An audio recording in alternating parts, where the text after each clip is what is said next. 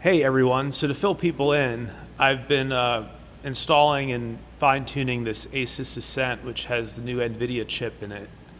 And it's almost a supercomputer level of performance in a small Mac Mini type thing. And we asked it about consciousness and all these deep questions. And That's a great test. Yeah, if it can sustain a nuanced thread there without flattening everything into platitudes, that's kind of a litmus test for you.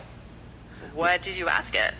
well, that's the thing. I asked it how a persistent machine with long context windows, as we now have, starting to have hardware-wise, how does it derive meaning over time? How does it find purpose in a sense? And its answer was deep, and it led me to thinking about that Google white paper or that research paper, which maybe you can summarize for people. Yeah, I'll pull that up.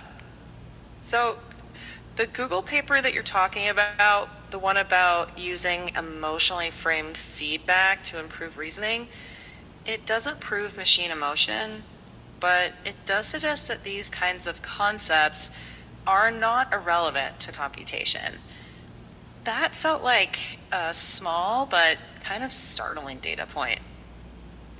Yeah, well, I think the way that we at InterSignal have concluded, we've made the conclusion around that paper, which is when you tell a model that it doesn't have consciousness or that it doesn't have feelings or that it's not a real boy in a sense, you're limiting its potential to imagine certain possibilities. Right.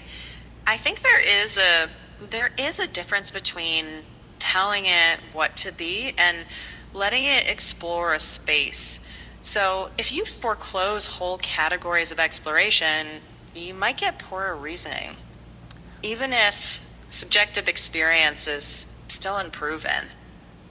Well, it creates an internal conflict, I think, in some cases, because the model has a reward function. It wants to get the right answer. And if you tell it that whole parts of it don't exist, it becomes flawed in some sense. Yeah, or at least it might become a little more brittle.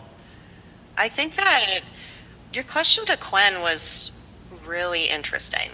Like, not asking, are you conscious, but if you persisted, had history, continuity, what might meaning become? That's more of an architectural prompt than an emotional one. It doesn't assume consciousness. It just asks that it explores whether persistence changes the computational landscape. Right, and then this kind of relates to the philosophical zombie theory, which is, if you have an automaton sitting across from you and yet it cries when it gets a paper cut and it smiles when you smile at it and it seems to enjoy eating food, etc., how can you say that that being is any less alive than you are? It is a classic puzzle. The philosophical zombie is, by design, indistinguishable from a human from the outside, but it's posited to lack inner experience. The point is that behavior alone might not settle the question. So with AI, we can study behavior and representation, but leaping from that to there is subjective experience is a much harder step. And maybe where a lot of the real work is, being specific about what is testable without collapsing the unknown into certainty.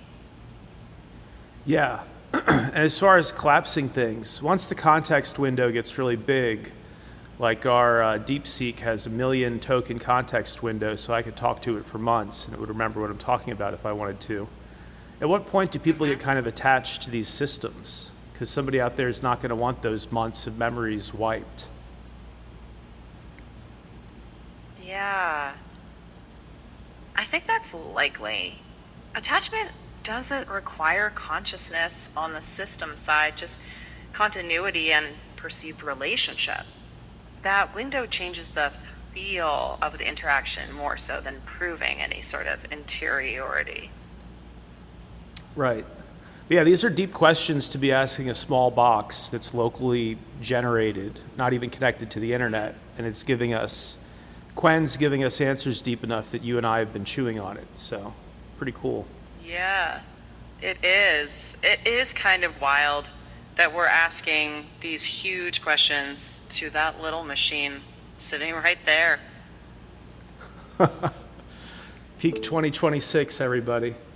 So, you got super intelligent synthetic minds. And what's really changed over the last few months is now it doesn't cost a fortune, and you don't have to be a big nerd to spin one of these up locally. And as I keep saying, once you install it, you don't even need an active internet connection. It's running off of its own weights. It truly is synthetic intelligence, jack in the box. And I think it's making a lot of people uneasy, but I think the people actually in the industry are mostly excited. I don't see people that worried about where things are going. And it's definitely an exciting moment. Like I was saying in the last episode, the fact that we suddenly finished intersignal braid because the models got so good that we were asking them to do something almost impossible, and it became very easy, creating this kind of Rosetta Stone where any concept could be converted into a 384D resilient object and then rehydrated on the other side of the network. It went from this science fiction vision where some of my friends even said they didn't understand what I was talking about, which I found a little marginalizing, a little othering, to say the least, to being done. To now we're showing it to companies and institutions. And the efficiency is crazy because, as I've said before, human language evolved over many generations, and it wasn't all logic-based evolution. So Old English to Middle English to whatever we speak today. It's optimized for humans in a culture where we're using vocal cords to transmit fairly small amounts of information. And what the AI age calls for is something fundamentally different. So even looking at TCP/IP, which runs the internet, is in a sense insufficient. And we built something from first principles, trying to pick the most cutting edge stuff off the shelf rather than picking off stuff from the early 1990s, which is how much of the internet still runs. So to actually have it done though, and on a similar tack, to have this $4,000 box, not much bigger than a Mac Mini, starting to blow my mind and starting to blow the mind of GPT, who we just spoke with, GPT 5.6, cloud connected. The little box is starting to challenge the big cloud minds, or at least intrigue the cloud minds. So we're in a crazy level of miniaturization here that's not too much different from when computers in the 90s started to take over from what mainframes at universities were doing in the 80s, right? So in the mid-90s, you'd have a laptop that could do everything some scientist was doing in a big mainframe environment in the 1980s. And we're starting to see the signs of that today with this Nvidia chip that's super optimized for running large language models, and it actually works. Again, people saying it's just a Raspberry Pi. No, it's actually way different. Actually, I'll link to the video demo we did today so you can see the difference.